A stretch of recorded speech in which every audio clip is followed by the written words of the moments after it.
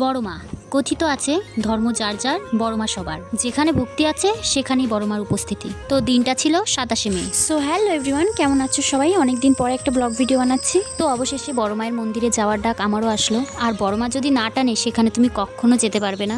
মা তোমাকে যখন ডাকবে, যখন মনে হবে যে না আমার ভক্ত আমার কাছে আসবে, তুমি যেখানেই থাকো মায়ের কাছে তোমাকে আসতেই হবে। তো ভোরবেলা ঘুম থেকে উঠে আমি ঘরের সমস্ত কাজ করে রান্না বসিয়ে দিলাম। মা যেহেতু বাড়িতে নেই তাই আমাকে সমস্ত কাজ নিজের হাতেই করতে হচ্ছে।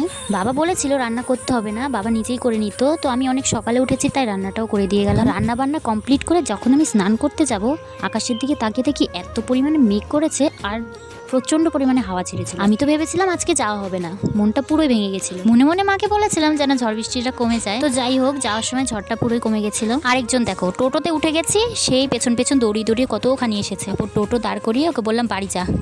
হুটোপাটা করে রেডি হতে হতে আমার স্বাদের নখটাই ভেঙে গেল। প্রথমে হালকা একটু ভেঙে গেছিল, তারপরে ফেভিকুইক দিয়ে জোড়া লাগিয়ে টিকিয়ে রেখেছিলাম, তারপরে আর টিকে থাকলো না। যে জিনিসের যত্ন বেশি নেওয়া সেই জিনিস বেশি দিন টিকে থাকে না। তো ঝড় বৃষ্টির কারণে কারেন্ট চলে গেছিল আর ভালো করে রেডিও হতে পারিনি। তো স্টেশনে এসে গলার চেনটা পরে নিলাম। নৈহাটি স্টেশনে এসে দেখি এখানে কোনো ঝড় বৃষ্টি হয়নি, যত সব ঝড় বৃষ্টি কৃষ্ণনগরের দিকেই হয়েছে। তো অবশেষে মন্দিরে আমরা চলে আসলাম। ভক্তির টানে বারবার ছুটে যাই নৈহাটি বড়মার কাছে। মনে একটা শান্তি খুঁজে পাই বড় মার দর্শনে। মায়ের দরবারে গেলে মনটা একদম শান্ত হয়ে যায়। তখন আর কষ্টটাকে কষ্ট মনে হয় না। আর একটা কথা মাথায় রাখবে, যখন মনে হবে তোমার কাছে কেউ নেই, তখন মনে রাখবে যে একজন আছে যে শোনেনও আবার বিচারও করে। সেই বিচারে কিন্তু কোনো সাক্ষী প্রমাণ লাগে না। তো আমরা যেদিন গেছিলাম সেদিন বেশি লাইন ছিল না, মন্দিরের ভেতরেই যতটা লাইন ছিল ওইটুকুনি, বাইরে লাইন হয়নি। আগের বছর পুজো দিতে এসেছিলাম আর মনে করেছিলাম যে মায়ের একটা ছবি নিয়ে যাব, তাই এইবার পুজো দিতে এসে ছবিটা নিয়ে নিলাম। তো চলো তাহলে বাড়ি যাওয়া যাক। তো পুরো ভিডিওটা দেখার জন্য অনেক অনেক ধন্যবাদ। যদি ভালো লেগে থাকে তাহলে কমেন্ট করে জানিও, তাহলে ব্লগ ভিডিও আরো বানাবো।